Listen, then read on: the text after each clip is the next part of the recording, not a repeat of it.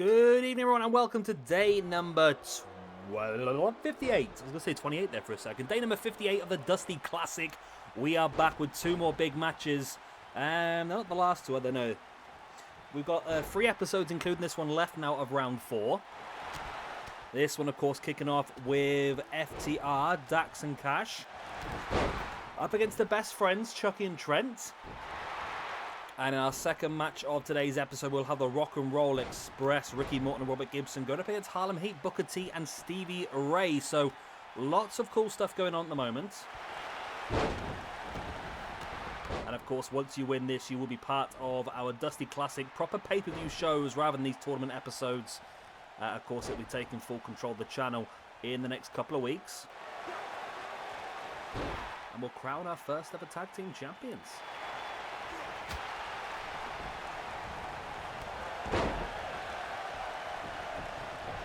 Chuck trying to take down Dax, but Cash able to block him off. And as you can see, this time around I have managed to pick the correct people.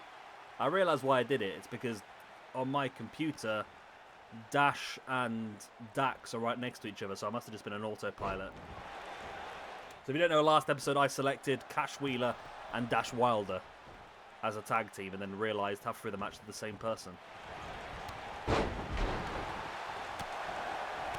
But Dax is getting some love this time, of course, here part of the Pinnacle. Or as Mr. Jericho calls him, the Pineapple. Big boot in the back of the leg.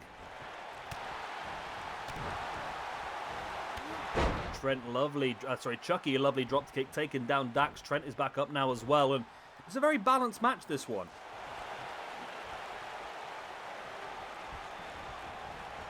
As Chucky gets himself a steel chair, but Trent with a lovely takedown in the corner.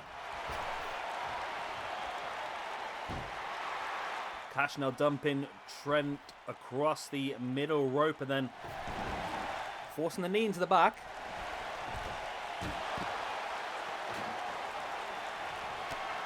That wasn't Trent, that was Chucky T, sorry, wasn't it? Trent now has won himself a table for some reason. Sorry, I'm tired at the moment. I don't know what it is. I don't know if you hear me yawn in the background there. I do apologise.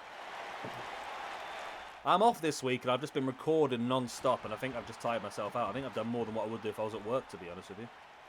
Chucky T in with a pin now on Cash Wheeler, while Trent taking down Dax on the outside with the Famouser. Famouser, whatever you want to call it these days. Lovely by Cash, and that could be enough there, you know. The lung blow, oh, it wasn't quite.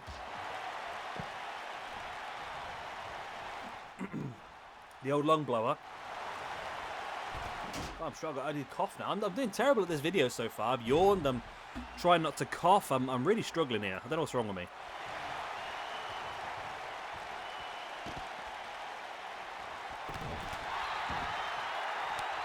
Chucky T now exiting the ring. So looking for some more hardware as Trent throws Dax back in. Trent now rolling Dax over. The pin attempt was blocked, but Chucky straight in with a sledgehammer in the gut of Cash. Chuck with a steel chair now in hand, right across the chest and the face of Cash as well. Cash, nice running forearm, taking down Chucky T. Trent now would Cash up into that big backdrop.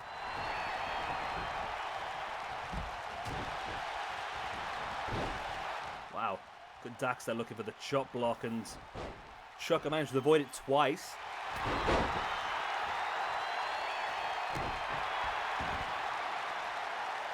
Chucky T now, big boot in the back of the head of Dax, and once again brings him back up to a standing base. And Dax able to break free, and then finally does get the chop block on Chucky T. Trent's just stood there watching for some reason. Trent, you should be helping your partner. What's happened to Trent? Is he lagged out? Okay. Well, Cash is going to sort him out. Cash catches Trent with a big backbreaker. Only enough for a 2 count as Dax dropping Chucky T face first across that top rope, and now locking in that inverted figure 4 leg lock. That could be enough to send FTR through to round 4. Round 3 even. Round 5, the quarterfinals. We'll get there eventually. We're in round 4 at the moment. But it's not enough anyway. Chuck is able to kick out, but stumbling. The damage has been done with that figure 4. Chucky there looking, I think, for the awful waffle. Chucky now sending Cash crashing to the outside. But Dax is there catching him into that belly to back slam. In with the pin, but Trent's there to break it up.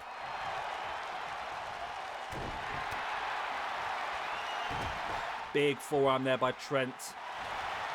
And now Trent is taking him up into a crunchy. Oh, I was going to say if Chucky can block him off, but he can't, because Chucky gets taken out himself, and now running forearm there by Cash Wheeler. Stiff forearm, and the two guys lock into a collar and elbow tie-up, but Trent is the first one out with that big, strong clothesline. Trent now with a chop and looking for the enziguri on Dax, but Dax just kicking it away.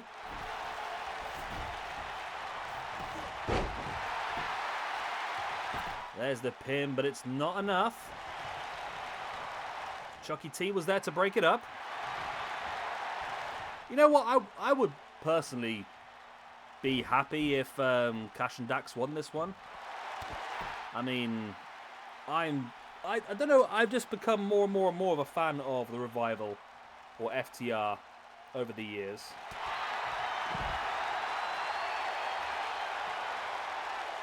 I really have. So yeah, it'd be nice to see them do well.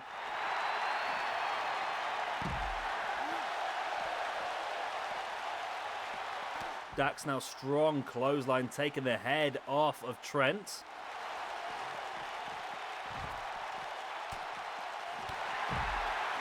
Chucky now taking the head off of Dax as well. I feel like I've been naming a lot of these people wrong throughout this entire match, you know. I'm struggling. I don't know why. Too much wrestling. Trent now inside the ring and drops into that neck breaker. And this could be an opportunity here because Chucky has Dax under control on the outside, but Cash able to kick out. Remember, a place in the quarterfinals is up for grabs here against the winner of the second match of this episode, which will be the Rock and Roll Express versus Harlem Heat. There's the pin by Trent. Chuck does a terrible job of blocking him off, and that was almost enough. Dax got there just in time. And now Chucky up with the awful waffle. Dash breaks it up.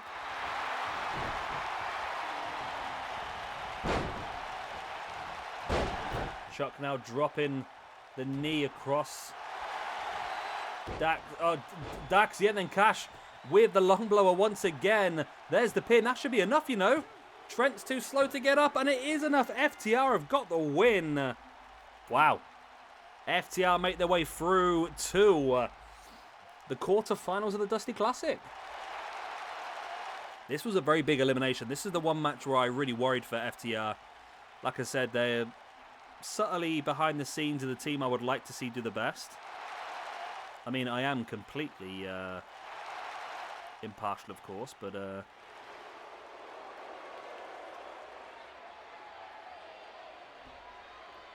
you know, I would love to see the FTR win it, you know. I really would.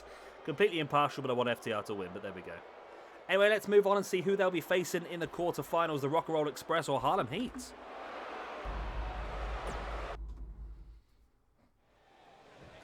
And here we go in the Rock and Roll Express up against Booker T and Stevie Ray of Harlem Heat.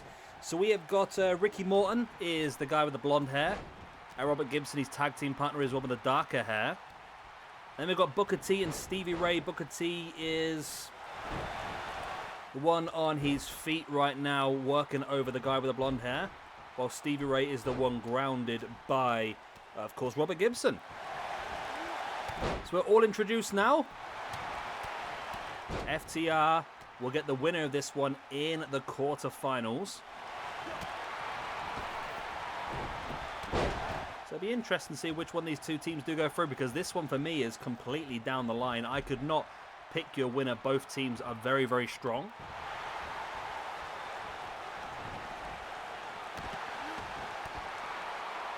I'm going to have a look at tomorrow's matches while we're here as well. Tomorrow's matches in the penultimate round 4 episode will be Roppongi 3K versus the Gorillas of Destiny and the Funks versus the Insane Clown Posse. So lots of fun there for you. Big power bomb into the post and into the ground there by Booker T on Ricky Morton. Gibson in the ring, battling away against Stevie Ray.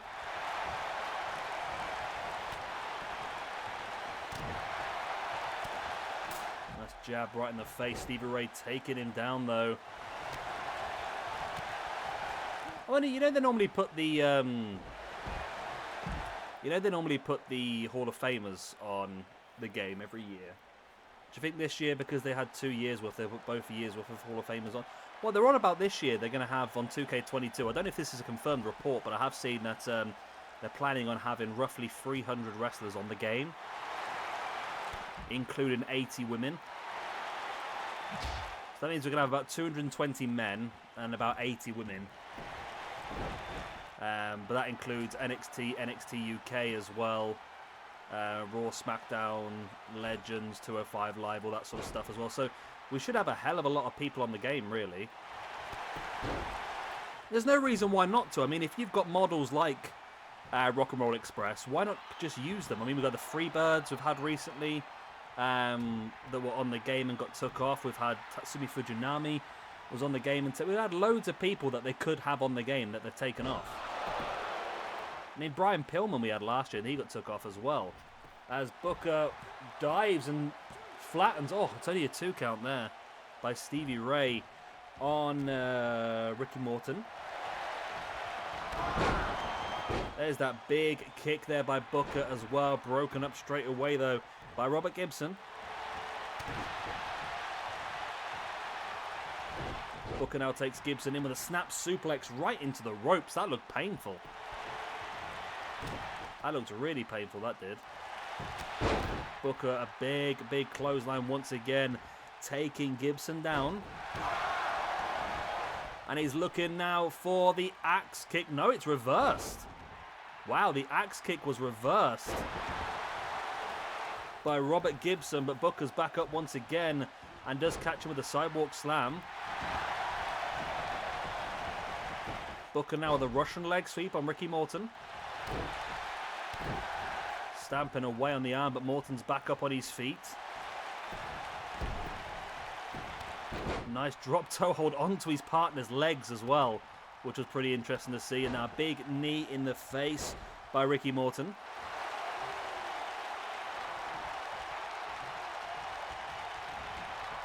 Stevie Ray, though, dumping Morton to the outside. Gibson re-enters.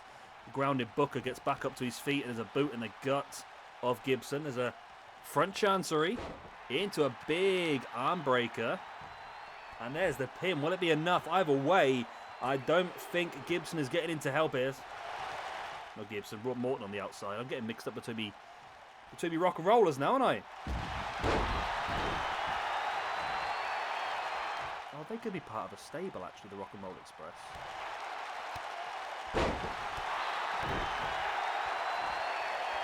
Yeah, I might put them as part of the stable, you know. I was thinking of doing some sort of stable involving Elias and the Honky Tonk Man, just like a musical stable. I don't know why Elias and the Honky Tonk Man would link up pretty well, but maybe the Rock and Roll Express can be in there as well. The Rock and Roll Express with Elias, and maybe we could just have a massive Rock and Roll Express. Which gives Elias something to do, you know. I don't think we've seen Elias so far in this universe mode at all. Big suplex outside in there by Booker T, who now comes up behind Morton. Booker now front chancery and into a shin breaker.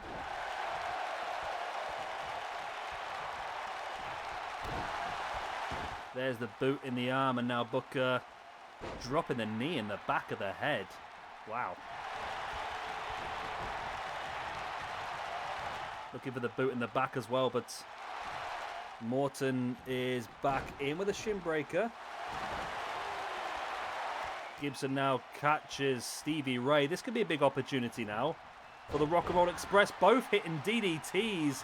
There's the pin. Will this be enough? It is. The Rock and Roll Express go through. We're going to get the Rock and Roll Express versus FTR. Isn't there some history in that? Wasn't when they had the Tag Team Appreciation Night, didn't FTR attack the Rock and Roll Express in AEW? But there we go. The Rock and Roll Express eliminate Harlem Heat from this tournament, and they move into the quarterfinals. So we now know the first two of our quarterfinals will be Breezango versus the Wild Samoans and FTR versus the Rock and Roll Express. And over the next 2 days, we'll confirm the other 4 teams. We've got Roppongi 3K versus Gorillas of Destiny tomorrow, as well as the Funks versus the Insane Clown Posse. And then the day after, our final 4th round episode, we'll have the Mexa squad, Bandito and Flamita, up against the Killer Elite squad. And we will have Naito and Takahashi of LIJ up against the Blade Runners. So there we go. We're done and dusted here tonight. I hope you've enjoyed it. Of course, if you have, hit the like, subscribe, all the other good stuff. And I will see you again very soon for our next episode of the SWE Universe mode. Good night, God bless, all the other good stuff. Tatty buys and other good stuff. Yep. That's where I believe in it.